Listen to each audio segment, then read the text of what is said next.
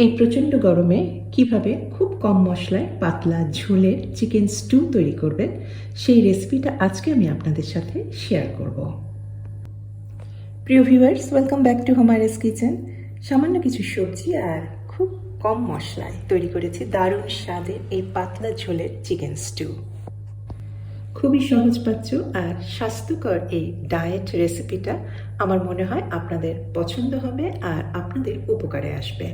আর রেসিপিটা তৈরি করার সময় আপনারা একটু অবাক হবেন ভেবে যে রান্নার পদ্ধতিটা কিন্তু একদমই অন্য রকমের। রান্নাটার জন্য আমি 4টা মুরগির রান নিয়েছি। আপনারা গোটা মুরগি দিয়েও করতে পারেন, তবে আমার কাছে রানের মাংসটা একটু জুসি মনে হয়, এজন্য আমি এটা প্রেফার করি। আর ফ্রোজেন মাংস করার জন্য আমি এয়ারটাইট কন্টেনারের মধ্যে পানিতে ভিজিয়ে রেখেছিলাম। আর কন্টেনারটা কিন্তু আমি সারা রাতই নর্মাল ফ্রিজে রেখে দিয়েছিলাম।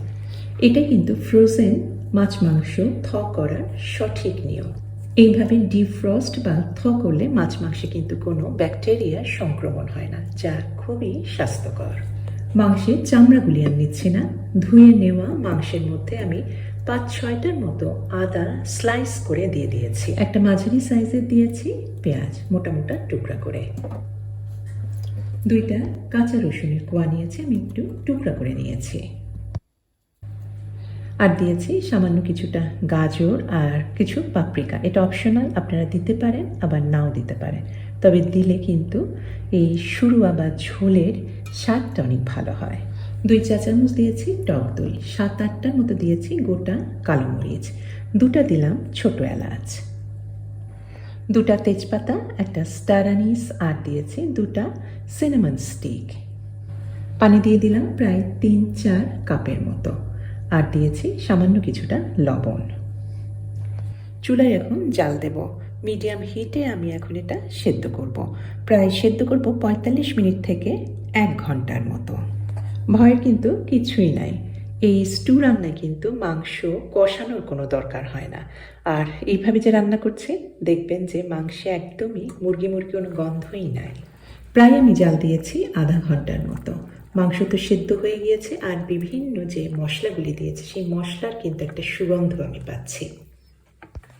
এখন দিয়ে দিলাম 5-6টার মতো খুব ছোট সাইজের আলু। আপনারা বড় আলুও কেটে টুকরা করে দিতে পারেন।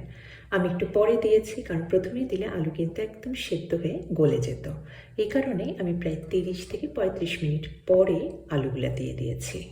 এখন আরও 15 থেকে 20 মিনিটের মতো জাল দেব, আলুটা সম্পূর্ণ সেদ্ধ হওয়া পর্যন্ত। প্রায় 15-20 মিনিটের মধ্যে আলু সেদ্ধ হয়ে গিয়েছে। আমি চুলা থেকে সরিয়ে নিয়েছি। এখন মুরগির রানগুলি সব তুলে নিচ্ছি আর আলুগুলি সব তুলে নিচ্ছি। আলু মাংস তুলে নেওয়ার পরে ঝোলটা আমি ঝাঁঝরিতে ভালোভাবে ছেঁকে রাখলাম। এটা দিয়েই তৈরি করা হবে পরে মুরগির স্টুর ঝোল বা শুরুয়া। রান্নাটা খুবই সহজ। এখন এটা ডালের মতো বাগার দেব। আমি কিছু তেল দিয়ে দিয়েছি 1 কাপের মতো, তার মধ্যে কিছু রসুন আমি কুচিয়ে দিয়ে দিলাম। এটা একটু লাল লাল হয়ে আসলে আমি এরকম চৌকো চৌকো করে গাজর কেটে নিয়েছি।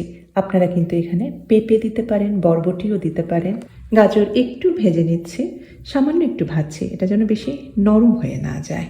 আর তার মধ্যে এখন দিয়ে দিলাম আমি কিছু মটরশুঁটি যে দিতেই হবে এমন কোনো কথা নেই, আমার কাছে ছিল আমি দিয়েছি।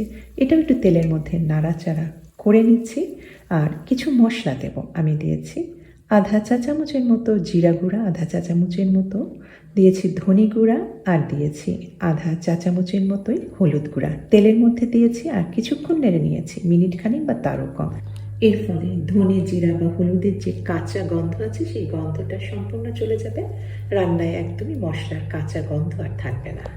সম্পূর্ণ মুরগির শুরুয়াটা দিয়ে দিয়েছি আর স্বাদ অনুযায়ী দিয়ে দিয়েছি লবণ।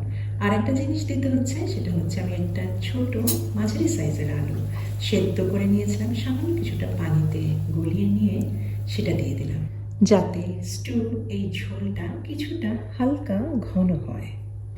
এতে ঝোলের কিন্তু স্বাদটা অনেক বেড়ে যাবে।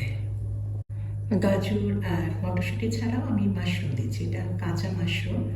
টিনের মাশরুমটা যদি দেন তাহলে কিন্তু এর মধ্যে দিতে পারেন। আমি কাঁচা মাশরুমটার উপরটা একটুখানি ছিলে নিচ্ছি, জাস্ট একটু সুন্দর একটা ডিজাইনের জন্য। আর মাশরুমগুলি দিয়ে দিলাম ফুটন্ত শুরুয়ার ভেতরে মাংসগুলি আর আলুটাও দিয়ে দিয়েছে। আমার কিন্তু স্টু রান্না অলমোস্ট হয়ে গেছে।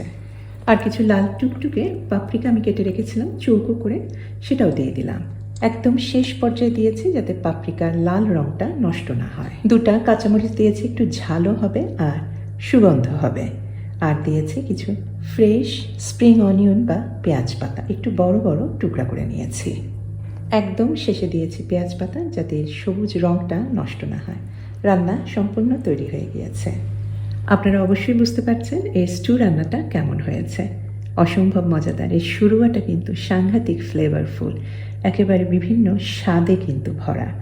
অবশ্যই তৈরি করবেন এই গরমের মধ্যে, খুব সহজপাচ্য, কম মশলায় অসম্ভব মজাদার এই চিকেন স্টু। আর রেসিপি যদি পছন্দ হয় অবশ্যই আমার চ্যানেলকে সাবস্ক্রাইব করে আমার চ্যানেলের সাথেই থাকবেন।